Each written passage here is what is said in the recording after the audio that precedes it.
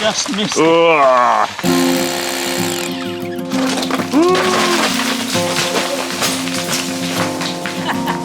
Jeez.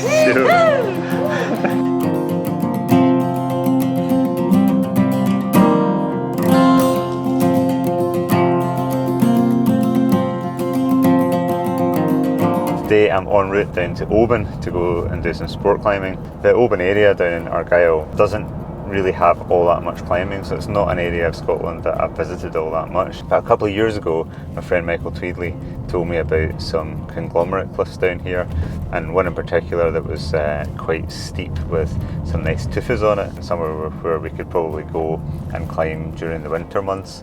So we went down there and did this brilliant 7C, and he'd also done a couple of easier routes on some roadside crags just at the Kerrera ferry. Pretty quickly I got involved in developing those crags. All of those are really nice conglomerate crags with lovely views and like a lovely kind of relaxed atmosphere. The only potential problem from my point of view is that there aren't any hard routes on them. They're all easy between 5+ up to 7B, so all stuff that I could easily on-site. But I found myself still really keen to get involved with bolting them and developing them. And over the past couple of years, and this year in particular, I've put in a lot of effort and also money actually into bolting those cliffs. They're coastal venues, so they're exposed to the salt air a lot, and so it's not essential, but it is important to try and use bolts that will last a long time. So I've been using titanium bolts, which are made by Titan Climbing down in Sheffield. So they make these great titanium bolts that will last 50, 100 years maybe, and that's great. The downside is they're very expensive. I did actually get a little bit of support from a small grant from the Scottish Mountaineering Trust, and also some support from you guys on Patreon, which has been most welcome. Thank you for that. But it's obviously it's only covered a small proportion of the cost of developing these crags, because I've done like, I don't know, 30 odd routes now.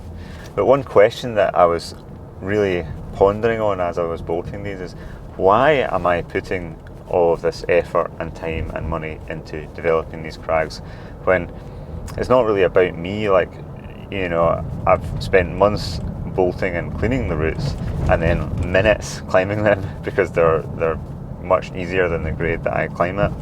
So why do that? And I'm not totally sure of the answer, to be honest, but I think the answer is probably related to where Scotland's climbing was at when I actually started climbing as a teenager. There weren't many sport climbs in Scotland.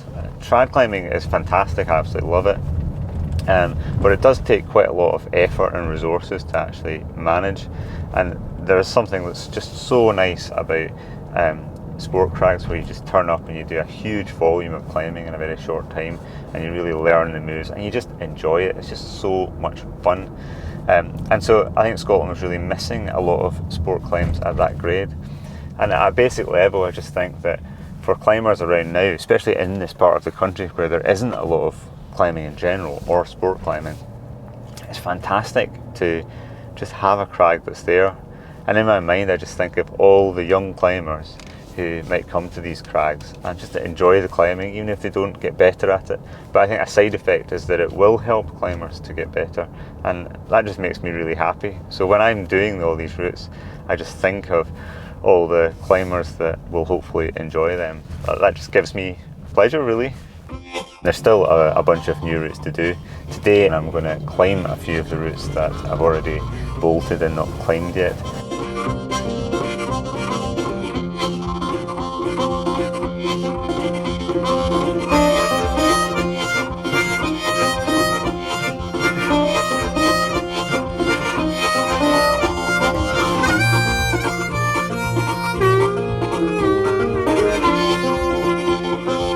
Rather like the enjoyment you get from making anything complex from scratch rather than just buying it, climbing new routes tends to give back a lot of satisfaction regardless of the difficulty of the actual climb.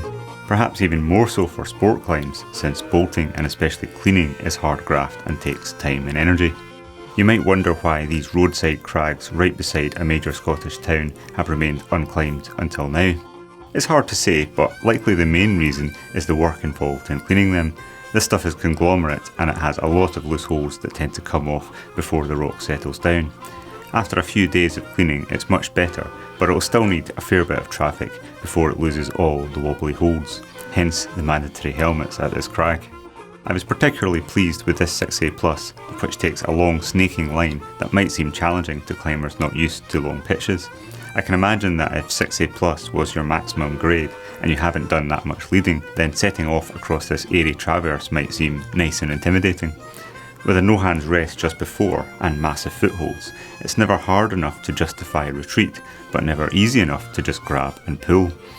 This is the type of climb that I forced myself to engage with as a novice, and it really helped me move beyond being a boulderer and into a confident route climber.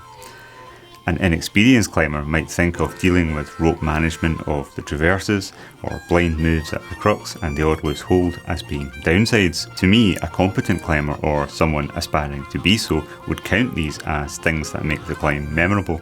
Here you can see Cat Shields putting in an impressive performance on it. The holds are not easy to spot and appear at the very last moment. Nice one. And then you're kind of going up and left, and it's just like big moves between like massive holds. That's the one, well done. Yeah, go on, and again. Go on, it's good, that's it. What was impressive here was that Kat's determination to keep progressing up the pitch was tested quite early on, but a lot of moves later, much higher on the pitch, she did not let that determination wane even a little.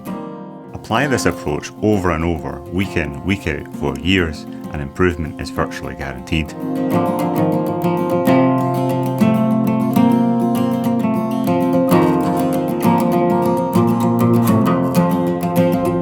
There are many ways to have something to offer your climbing community.